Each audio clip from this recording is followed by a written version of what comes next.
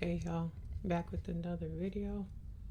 This week was so crazy that I had to do a part 2 this week because there's 2 more stories that I didn't get to in my weekly struggle. So I'm about to get right into it. Now the first thing that I want to talk about is this whole situation that's going on with this mother that got stabbed at McDonald's. So I'm going to play this news clip and then I'll come back with my commentary. Single mother and McDonald's manager who was stabbed to death while on the job returned to the scene of the crime. This time they're honoring her life. Good evening. I'm Brandon Hudson. And I'm Taryn Asher. It happened last week at the East Point McDonald's. Her co-worker accused of killing her, leaving the community devastated. Fox News' Camila Mary joining us now live from this vigil. And wow, we see all the people behind you. It left a lot of people just truly asking a lot of questions, Camille. Yeah, an absolutely horrible story we've been covering since the very beginning. And yes, as you can see, a lot of people here getting ready to honor her and pay tribute to Jennifer Harris, 39 years old, single mother of 6, loved by so many, a manager here for 15 years here at this McDonald's. I want you to take a look at her picture and some video from what happened on Thursday, and let's talk about that. I'm sure many of our viewers remember this happened on Thursday morning. She got into a sort of altercation with one of the employees, according to police. She sent that employee home because that employee was not doing their performed duties. This is all according to sworn testimony from a detective in court on Friday. So that employee leaves and comes back about 5 minutes later and allegedly stabs Jennifer Harris several times in the drive-through area inside. Somebody witnesses it. They are a CPL holder, and they've actually pulled up waiting for their food. They shot a gun into the air to try to stop everything, but it was too late. And then they actually held the suspect in custody at gunpoint until police were able to get there. Obviously, this is so devastating for so many people. We got a chance to talk to family members last week when this first happened. And I want you to listen to some of this emotional sound from one of Jennifer Harris's oldest children. She is Antonio Griffin. Take a listen.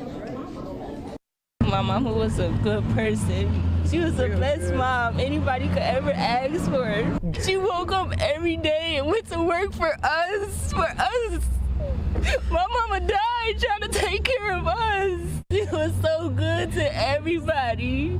A hard-working woman, so kind. If anybody needed help, she would give you her last, give you the shirt off her back. So here we are. This vigil is about to start at any moment. You can hear them announcing we're going to be out here, of course, covering this entire thing and bring you the latest coming up tonight at 6. Reporting live in East Point, Camila Mary, Fox 2 News. Camille, is the McDonald's putting this on to honor this employee? I mean, we see so many people behind her. Are they also trying to raise money for the family since this was a single mother? She had several children, and obviously they are devastated.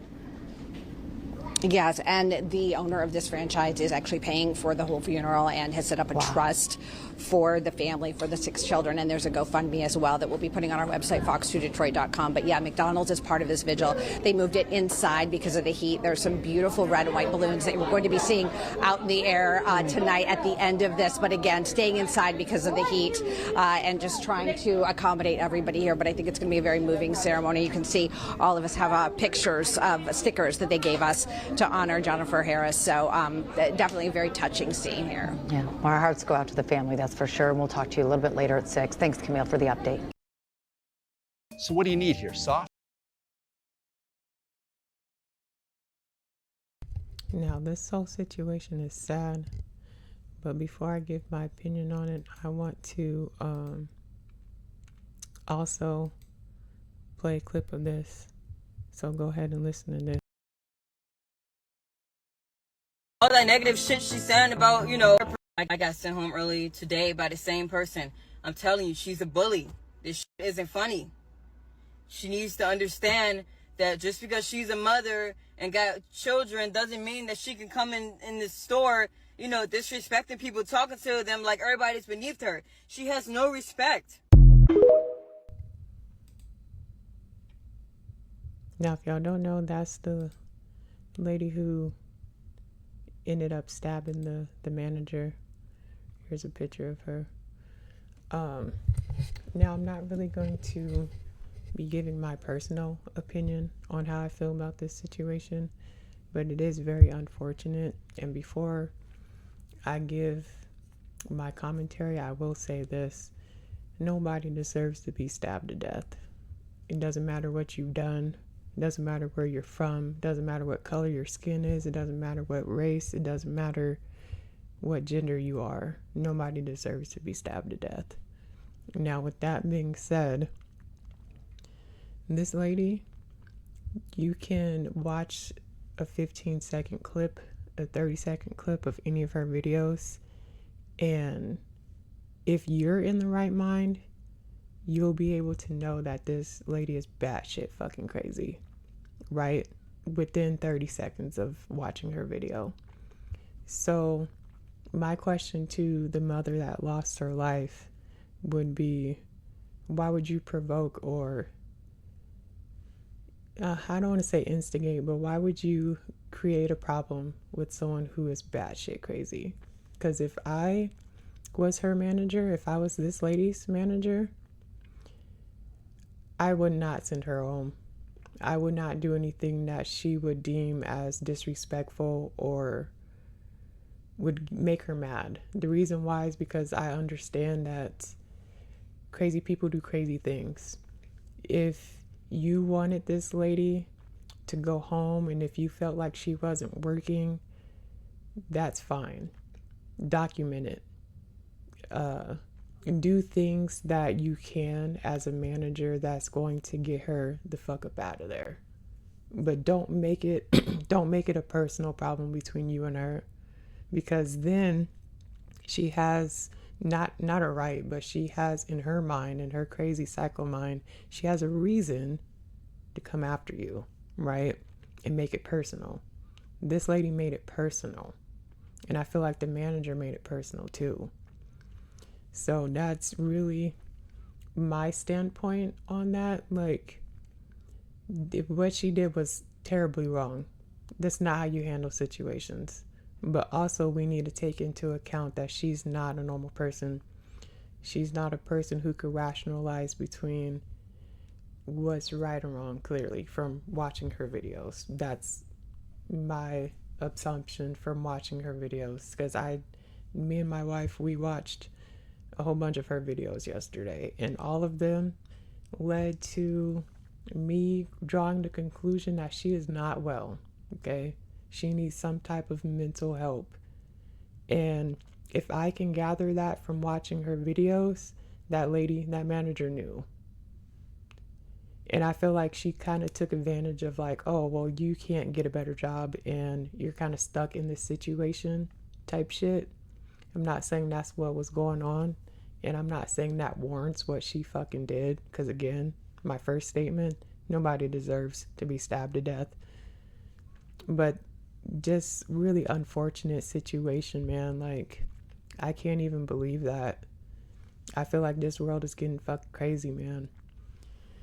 So like, yeah, my point, if you watch this video, if you find someone crazy, you leave them fucking crazy. Just like my mom used to always say, if you find them stupid, leave them stupid. The same applies to crazy fucking people. If you're a manager of someone who's this fucking batshit loony, you need to go above them. You need to document what they're doing so that you can get them fired the right way. Don't take it upon yourself to be a dickhead to them or be an asshole or be a bitch to them, whatever colorful word you want to use, because that's only going to provoke them. It's only going to make you an enemy to them. And once you're an enemy to someone this fucking psycho, you open up a fucking can of worms that you don't want to see, honestly. So that's all I'm going to say about this. Moving right along.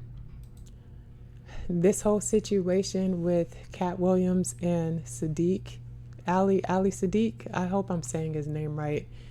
Now, Ali Siddiq, you guys might not know him because I didn't really know him. He's an up-and-coming comedian. And Katt Williams, I'm sure everybody knows Katt Williams, but he is a well-established comedian. He's done countless of movies, countless of Netflix specials. He's well-established in the game.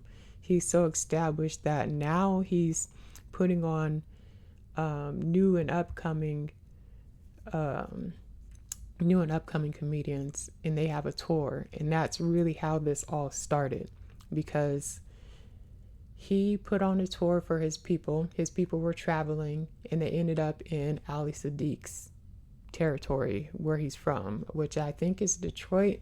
Don't quote me on that, but I think it was in Detroit. They were there doing a show, and Ali Sadiq was opening up, right? Well, Ali Sadiq wanted to go out on stage to the song, like, every day I'm hustling, every day I'm hustling. And if you know anything about Cat Williams, that was his theme song. Like, it still is his fucking theme song, like, till this day. Like, he goes out on stage. He has at least 2 specials where he goes out on stage to that song. And Cat Williams, mind you, he wasn't there that night. But his people and the people who were on that tour because of Cat Williams, they all said, like, bro, that's not a good move. Maybe you should not do that. That's kind of disrespectful. And his response was, I do whatever the fuck I want. This is my city.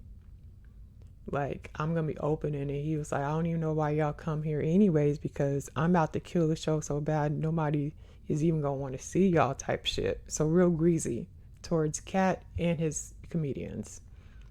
So Cat also had made a comment on Shannon Sharpe's interview.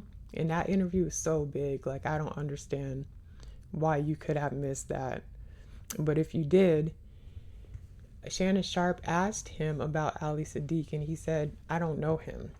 Okay, it wasn't out of disrespect. It wasn't trying to, like, sun him. Like, he genuinely didn't remember the guy. And I guess Ali took that as disrespect. And he went on... Ali Sadiq went on Carmelo Anthony's show, which is called 7 p.m. in Brooklyn. He went on this interview first, right? And he said that what Cat Williams said was disrespectful and he owes him an apology. And I'm going to get into Cat Williams' response to that, and then I'll come back with the rest of my commentary.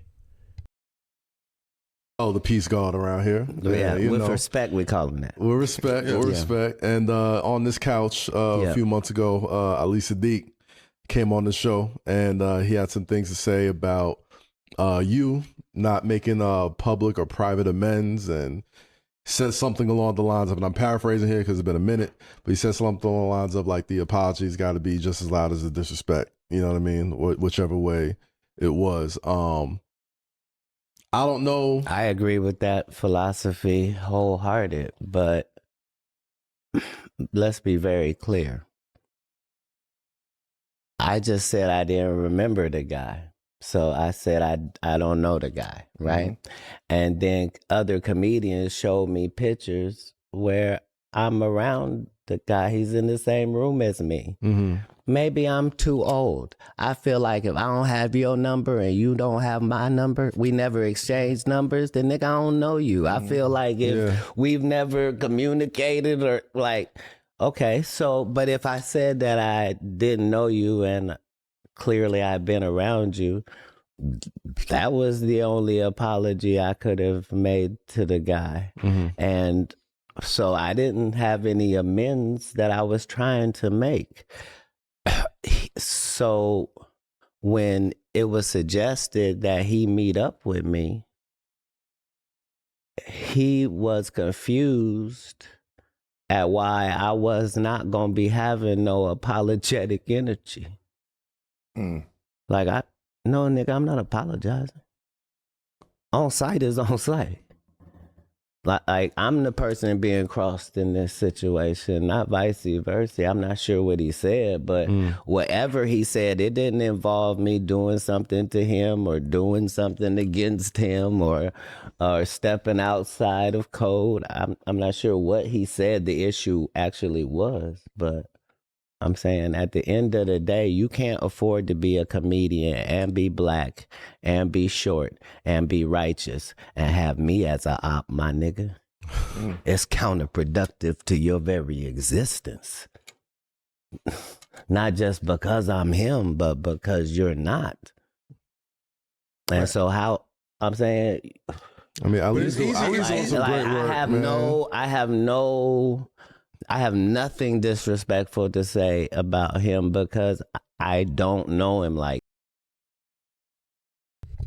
No, this whole situation, I feel like it definitely could have been avoided on both ends, but I feel like this is what happens when you let ego and pride come into the mix of competitiveness, because they're both in the same space, so obviously they are competitors.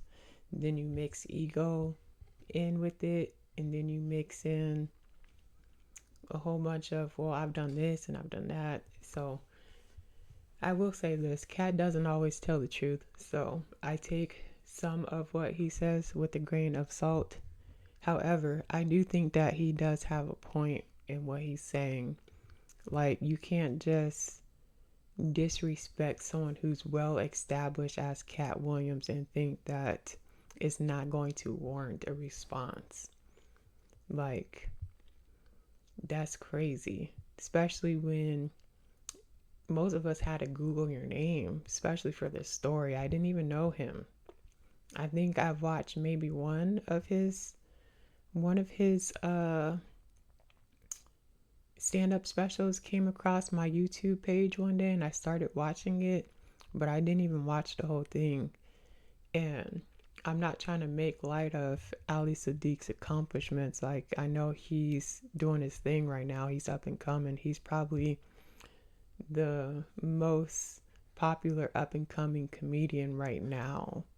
So I'm not trying to take that away from him. But what I am trying to say is, like, you're still trying to establish yourself. And Cat's been doing this since a long time. He's been doing this for years. And he's decorated. And he has shit behind his name to prove what he's saying. You know what I mean? Like, he doesn't have to let anything else talk for him. So I just think this whole situation is like, I don't like seeing two black men fight, especially when they're both in the same space. I do think that,